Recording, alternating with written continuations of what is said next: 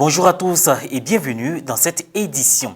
Le vendredi 11 novembre 2022 a eu lieu la cérémonie de présentation et d'installation officielle de Catholic Relief Service en Côte d'Ivoire au siège de la conférence épiscopale Si à la Riviera 3 en présence de plusieurs personnalités.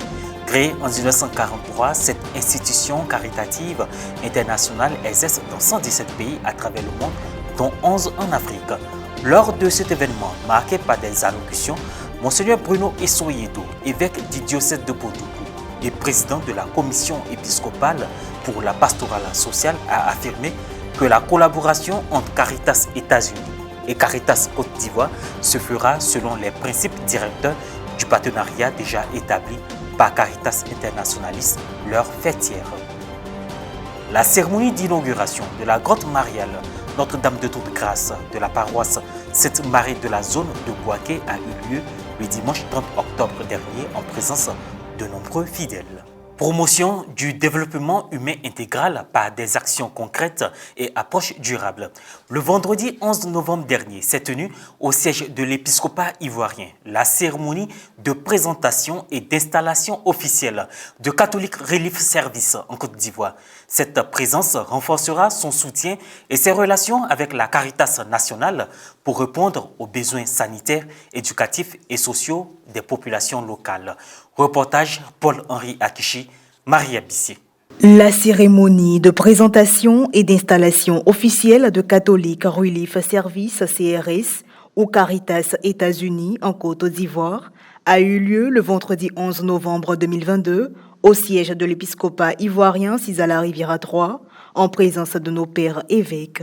L'événement a aussi vu la participation de plusieurs invités, notamment l'annonciature apostolique, l'ambassade des États-Unis, le système des Nations Unies, la délégation européenne, l'UCED, le Fonds mondial et des ministères, et de Madame Marie-Josée Yoboué, représentant le maire de la commune de Cocody.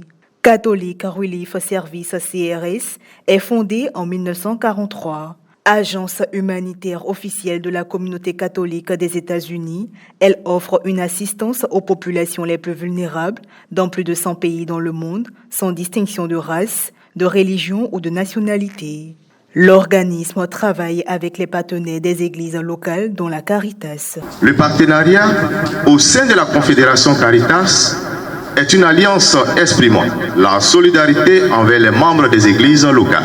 C'est réalisé aujourd'hui par l'installation du Catholic Relief Service, la Caritas des États-Unis en Côte d'Ivoire. Le CRS travaille avec des organisations du monde entier pour aider les personnes pauvres et vulnérables à surmonter les situations d'urgence, à gagner leur vie et à répondre aux besoins de développement par l'intermédiaire d'approches durables. Ce jour est très spécial pour le Catholic Relief Services, Bureau de l'Afrique de l'Ouest, dont j'ai l'honneur d'assurer la direction.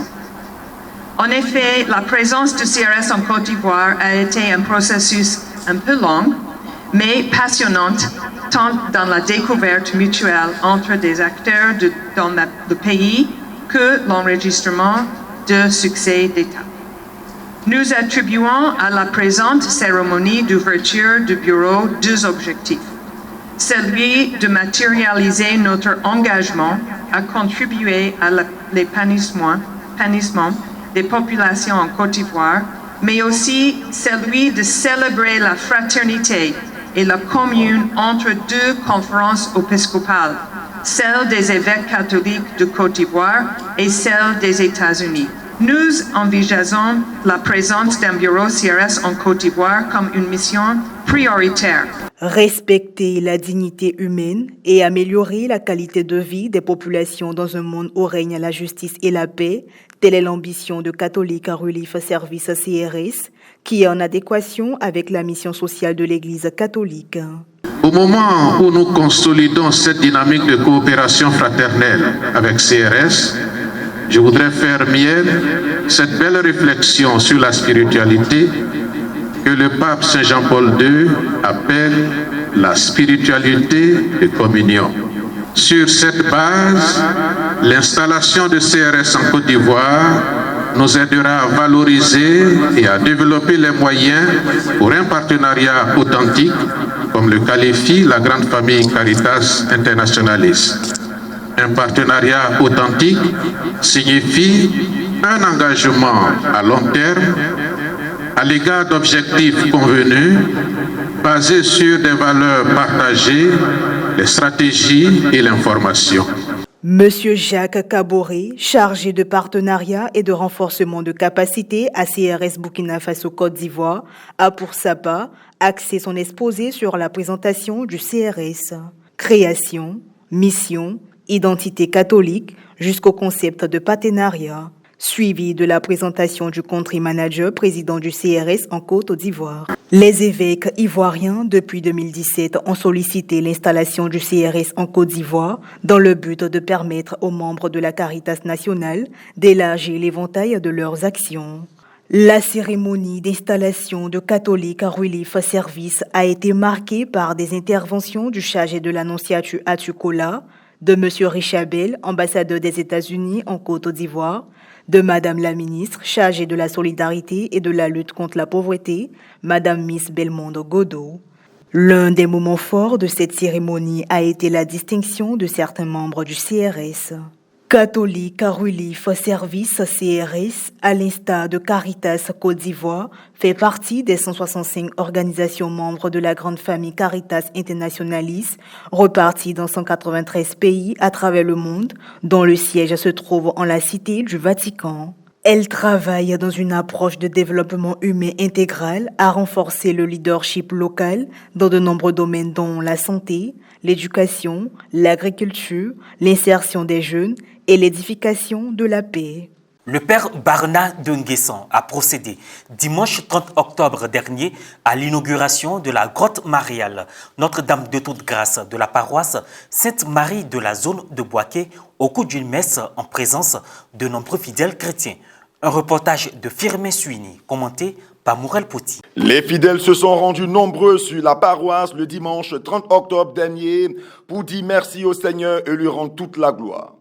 Une journée marquée par une messe présidée par le père Bernard Denguessan, curé doyen du doyenné Monseigneur Vital Yao, représentant l'archevêque de Boaké, et concélébrée par les pères Charles Dagnan et Roger Djobi, respectivement curés et vicaires de la paroisse Sainte-Marie de la zone de Boaké. S'appuyant sur les textes liturgiques du jour, le père Bernard a invité les paroissiens à l'amour du prochain et les a exhortés à prendre pour modèle de vie la Sainte Vierge Marie. En outre, il a remercié le curé, ses vicaires et l'ensemble des fidèles pour l'œuvre réalisée. Il y a eu la bénédiction du groupe électrogène qui évitera les coupures d'électricité. Moment tant attendu, la grande procession des fidèles de Sainte-Marie de la zone vers la grotte mariale Notre-Dame de toute grâce, chantant des cantiques pour dire merci à la Mère du ciel.